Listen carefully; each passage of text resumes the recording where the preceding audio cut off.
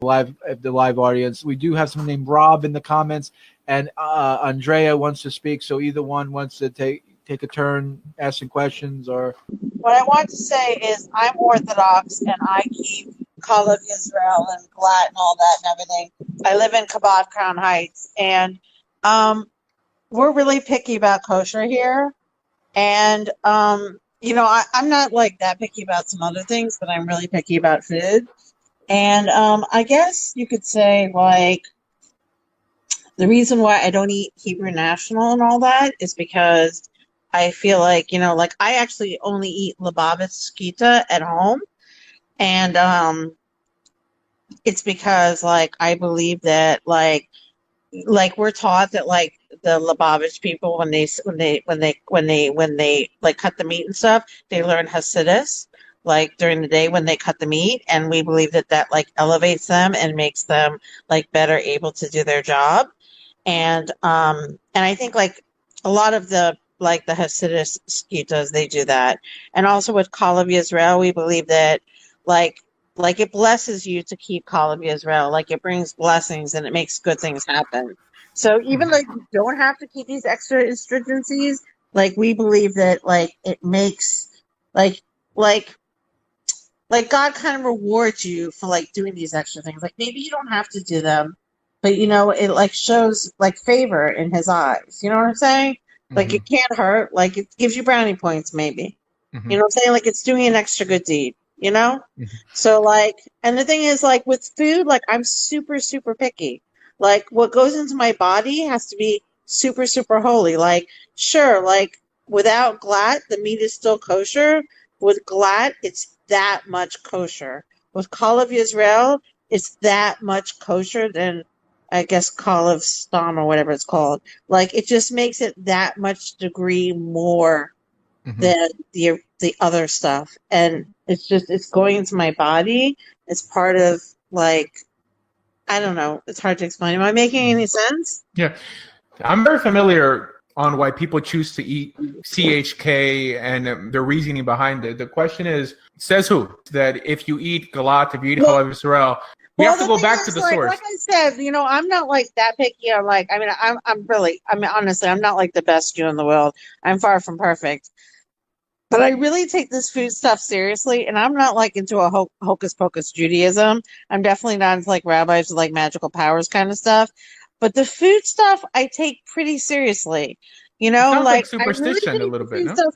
And when it comes to certification, I have reason to believe that like the conservative hechshers are not like as strict as the Orthodox hechshers, based on like people I know who are in the kosher food business and stuff like that. And based on like stuff I found out from actually talking to people from different hechsher organizations, like I have reason to believe that the hechshers that I eat from are actually more careful about what they do with the food than the other hechshers. Like I have reason to believe, and I'm just very, very careful about what I put into my body. Like I want to make sure that it's 100% kosher. I'm even careful about whose house I eat at. Like I'm just like really I am OCD, I guess, right, about like what I put in my mouth. Like I've always been that way. That's just my personality. So that's a problem because it's never going to be enough. And I'll tell you, in 50 years, enough. I'm not crazy. Well, When I go out, I eat OU meat. I don't just eat Lubavitch Skita. When I go out, I don't just eat Kol of Yisrael. I eat other dairy stuff. So I'm not like super machmir, like and super OCD. But the thing is, like I am like reasonably like concerned about what I put in my mouth. No, I understand, but the reason I think it's a reasonable concern to say I just want glat meat in my body and I don't want a conservative hechsher in my body. Okay. Like, all right, let's give the rabbi a chance to speak. So no one's mentioning any conservative hechsher. Okay, I know that many people, the hechsherim that they choose not to eat, they consider conservative or reform, but these are all Orthodox rabbis. I mean, I can't even think of a conservative hechsher like off the top of my head. I mean, most conservative Jews really don't even keep kosher. Perhaps on Passover and the high holidays they do. The reason I said, when is it going to be enough? It's because in 50 years, I'm pretty sure they're going to add more stringencies, and we're going to have to like actually ask what the actual law is. Who invented the notion of glat? Who said that actually eating something affects your midot? This is all Hasidut. Hasidut is really post the 16th and 17th century. This is something new. We have to acknowledge this. The Balatanya says that if you eat something thinking it's kosher and it ends up being not kosher, that could get you to question your relationship with God. That's Hasidut for you, that God punishes you for things that you did not knowing that you were doing it. It sounds almost barbaric. What the Arizal says is there's people in hell right now for walking around accidentally with sand in their sandal on Shabbat. Accidentally, it crept in and made you break Shabbat, b'mezid instead of b'shogeg. Well, this notion of intention versus not intention doesn't exist in the Hasidic world.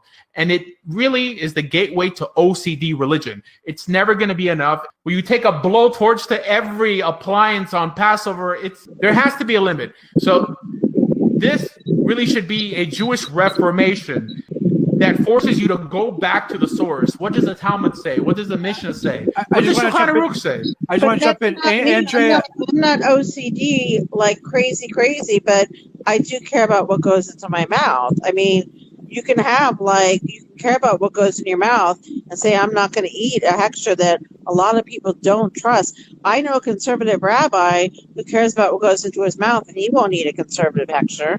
No, forget about conservative. He won't eat Hebrew National hot dogs. All right, so Hebrew National, what you consider conservative? He won't eat those. Right, but it's not conservative, correct? I believe it's a conservative hechsher. He won't eat not.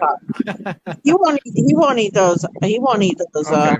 So the head of Hebrew National. Andrea, I just want to say real quick, Andrea, you have really bad feedback wherever you are. You got you sound like you're in a jet plane heading to Israel. It's not that. It's that I have a fan on because it's like 100 degrees in here. Oh, I apologize. Just if you mute when you're not speaking, that's all we ask. Thank you. That's the thing. Triangle K, is Triangle K so bad? That's Orthodox. No, isn't Rabbi Rabbag an Orthodox Jew? No. Right. Well, you know Rabbi Rabbag personally. I do. Clearly an Orthodox Jew. Like he learned in Merkaz Rav. He's a from Yid. He's a good man. Yeah. That's really that's slander. That's sure, lashon hara. It's considered someone who keeps Torah fully conservative just because your rabbi doesn't like them. That's baseless hatred. Because if everyone is keeping Torah properly, one community does one thing and another community does other things, because in rabbinic law there are ambiguous notions. You shouldn't be what's called tivrosh min hatzibur and do your own thing. You have to go with the majority when they're doing the right thing. But when one community is doing something that's baseless, that's an extracurricular activity, it's not part of halakha, and they want to invalidate everyone else just because they don't want to follow their stringency. Come on, guys.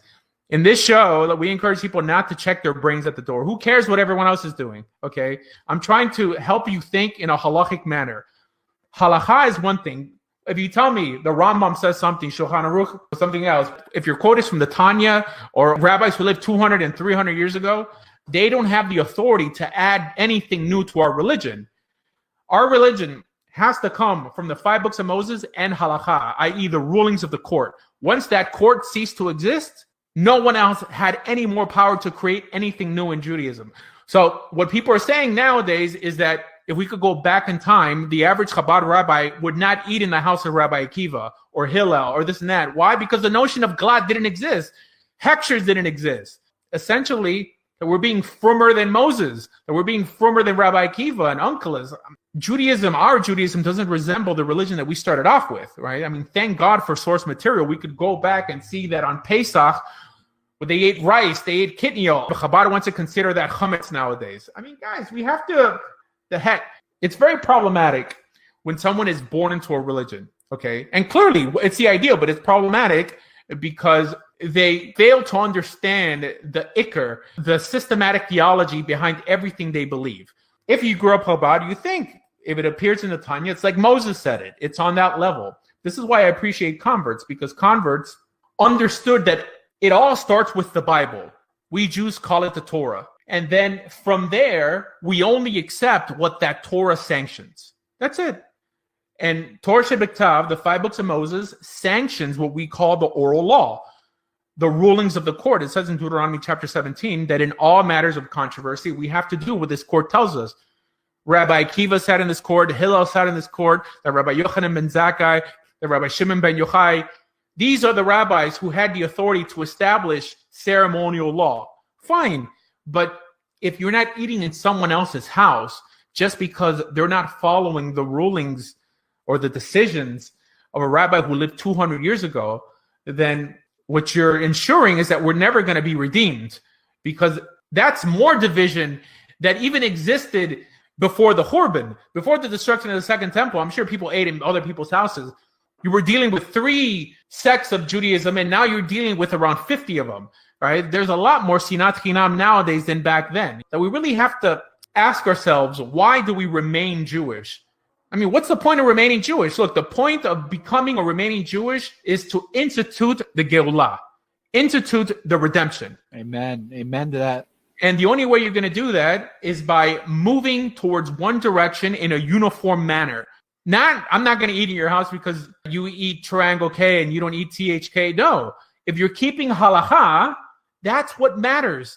If you're keeping Torah, that's what matters. Who gives a crap if your rabbi happens to disagree with my rabbi on an ambiguous notion? Ambiguous in the sense of elu divrei Elokim chaim, whether we could both be right. There's parts in the Talmud, there's parts in the Mishnah that there's 2 different rulings. We don't know exactly where to go by. So like a Bukharian might do this, a Babov guy may do that, but we're both making an attempt to keep halakha, Torah Sheba'al Peh properly.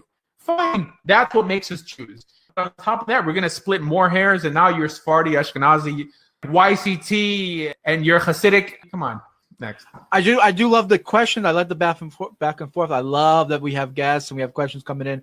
This is the conversion hour. If you got a conversion question, that would be more on point. But we doesn't matter what the question is. Other than that, but when families come to convert, like, do the children go into the ocean as well? Yes. In Judaism, we have a notion called a ger katan.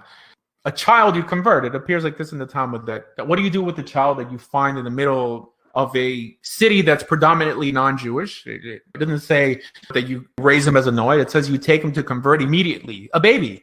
And the rabbis ask, how can you convert a baby if the baby hasn't decided to want to be Jewish? And it lays down a principle. It says that you don't need permission to do something beneficial for somebody. So what the rabbis are telling you there, that it's a schut, it's a benefit to be a Jew than remain a Gentile. However, when you convert a child, he has to reconfirm that at the age of 13 if he wants to remain Jewish. But we're not even supposed to bring it up. That means that if he happens to come to the rabbi up to that age and say that I don't want to remain in this belief system, then he's free to leave. But the reason I mentioned that he doesn't have to bring it up, there's many rabbis who erroneously think that at the age of 13, they get a bacon together and they ask a child, do you want to remain Jewish? If up to the age of 13, he chooses to opt out, then he could leave. But he's not encouraged to. I had a comment about the convert thing. Okay. Actually, I want to say something. You were saying how great the converts are.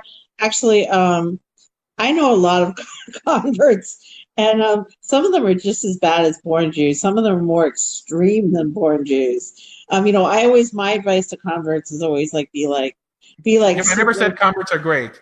No, but my advice to converts is always be like super chill, cool as a cucumber Jew. Like, don't try so hard to like don't overcompensate for the fact that you aren't a born Jew. Because I find a lot of converts try to overcompensate and try to be so extreme, and it makes me absolutely bat shit crazy. Yeah, but the reason they do that is because they know what sells. They know what's expected of them. The thing is, if they act different, they're going to be treated differently. So they try to fit in. They try to outdo Jews. They try to be firmer than the Jews. This is what the statement really in the Talmud means of Gerim being kushim and like a sapachat. It says that they're hard on Israel and like a sore on their thigh, like on their side. Avram Ager, like one of the Tosafists, says that means that they're so religious, they try so hard that they frustrate other Jews. But I'm not for over-embellishing converts like other people are. People who don't accept converts, who don't perform conversions, are like, converts are great and this and that. And then when the convert goes up to the rabbi and asks him, okay, well, you love converts so much, I guess you want to see more of them. Will you convert me? And they were like, well, I don't perform conversions. Then what's the point of saying anything? I want converts to be treated the same as Torah-keeping Jews that have a Jewish pedigree.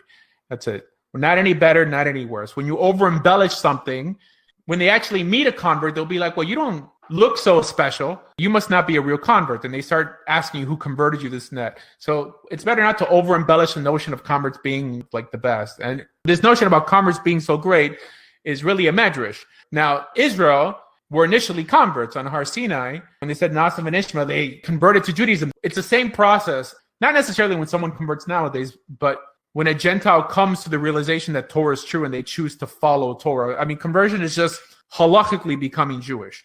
You enter a covenant with God when you become makabel mitzvahs. This happens before you convert, not afterward. That you become halachically Jewish after you convert, which means you're liable for the punishments of the court, and they could count to in a minyan, and your kiddushin could actually be valid. That means you can marry like another Jew. But that's not anything spiritual. That's practical. I would like to ask Rabbi Shalom, and when is he going to start the conversions again, the program? So this Sunday, actually. Yeah, every first Sunday. It's a little problematic this Sunday because the beaches are closed, but I have people coming, so we're going to break the law. Okay, but Florida is back on a lockdown. No, you got a spike in COVID. Right. Sorry about that, Rav.